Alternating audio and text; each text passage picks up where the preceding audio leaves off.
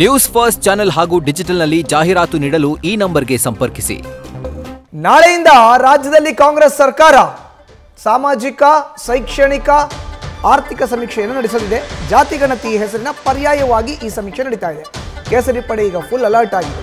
ರಾಜ್ಯ ಬಿಜೆಪಿ ನಾಯಕರಿಗೆ ಆಕ್ಟಿವ್ ಆಗಿರುವಂತೆ ಕೇಂದ್ರದ ಬಿಜೆಪಿ ನಾಯಕರು ಸೂಚನೆಯನ್ನು ಕೊಟ್ಟಿದ್ದಾರೆ. ಕರಪತ್ರ ಅಭಿಯಾನ ಮಾಡಬೇಕು. ಇದು ಬಿಜೆಪಿ ಹೈಕಮಾಂಡ್ ಹುಕುಂ. ಹಿಂದೂಗಳ ಮನೆಗೆ ತೆರಳಿ ನೀವು ಮಾತನಾಡಿಸಬೇಕು. ಚುನಾವಣಾ ಸಂದರ್ಭದಲ್ಲಿ ಯಾವ ರೀತಿ ಆಕ್ಟಿವ್ ಆಗಿದ್ರೋ ಈಗಲೂ ಕೂಡ ಅದೇ ರೀತಿ ಆಕ್ಟಿವ್ ಆಗಿರಬೇಕು. ಇಲ್ಲಾಂದರೆ 2028ರ ರಾಜ್ಯ ಸಾರ್ವತ್ರಿಕ ವಿಧಾನಸಭಾ ಕ್ಷೇತ್ರದ ಚುನಾವಣೆಯ ಹೊಸ್ತಿಲಿನಲ್ಲಿ ನಮಗೆ ಹಿನ್ನಡೆ ಆಗಬಹುದು.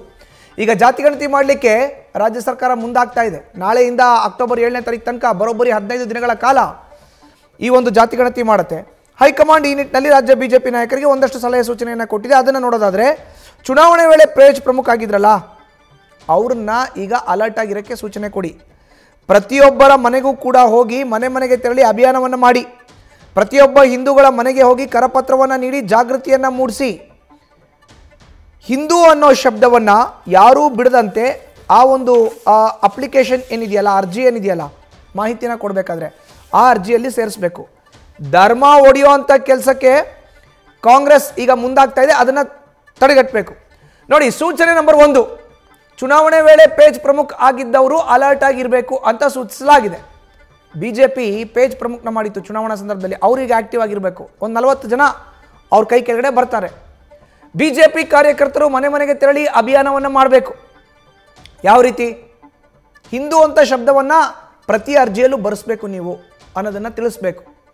ಇದು ಕೇಂದ್ರದ ಬಿಜೆಪಿ ನಾಯಕರ ಸಲಹೆ ಸೂಚನೆ ರಾಜ್ಯ ಬಿಜೆಪಿ ನಾಯಕರಿಗೆ. ಇನ್ನು ಪ್ರತಿಯೊಬ್ಬ ಕೂಡ ಹಿಂದೂಗಳ ಮನೆಗೆ ಹೋಗಿ ಕರಪತ್ರವನ್ನು ನೀಡಬೇಕು. ಒಂದು ಕರಪತ್ರ ಮಾಡಿಸಿ, ನೀವು ಯಾವ ರೀತಿ ಮಾಹಿತಿನ ನೀಡಬೇಕು ಅಂತ ಆ ಕರಪತ್ರನ ಪ್ರತಿಯೊಬ್ಬರ ಮನೆಗೂ ಕೊಡಿ. ಹಿಂದೂ ಎಂಬ ಶಬ್ದವನ್ನು ಬಿಡದಂತೆ ಎಲ್ರಿಗೂ ಅರಿವು ಮೂಡಿಸ್ಬೇಕು. ಯಾಕೆಂದರೆ ಧರ್ಮ ಅನ್ನೋ ಕಡೆ ಹಿಂದೂ ಅಂತ ಬರೆಸ್ಬೇಕು. ಧರ್ಮನೇ ಅಲ್ವಾ, ಹಿಂದೂ ಧರ್ಮ, ಮುಸ್ಲಿಂ ಧರ್ಮ, ಕ್ರಿಶ್ಚಿಯನ್ ಧರ್ಮ. ಹೀಗಾಗಿ ಹಿಂದೂ ಅಂತ ಬರೆಸ್ಬೇಕು. ಅದರಲ್ಲಿ ಹಿಂದೂ ಶಬ್ದವನ್ನು ಯಾರೂ ಬಿಡಬಾರ್ದು ಅನ್ನೋ ಒಂದು ಮಾಹಿತಿಯನ್ನು ಈಗ ಬಿಜೆಪಿ ಹೈಕಮಾಂಡ್ ನಾಯಕರು ರಾಜ್ಯ ಬಿಜೆಪಿ ನಾಯಕರಿಗೆ ಕೊಟ್ಟಿದ್ದಾರೆ. ಈ ಮೂಲಕ ನಾಳೆಯಿಂದ ಆರಂಭ ಆಗ್ತಾ ಇರುವಂಥ ಸಮೀಕ್ಷೆ ಏನಿದೆ ಅದಕ್ಕೆ ಫುಲ್ ಅಲರ್ಟ್ ಆಗಿದ್ದಾರೆ.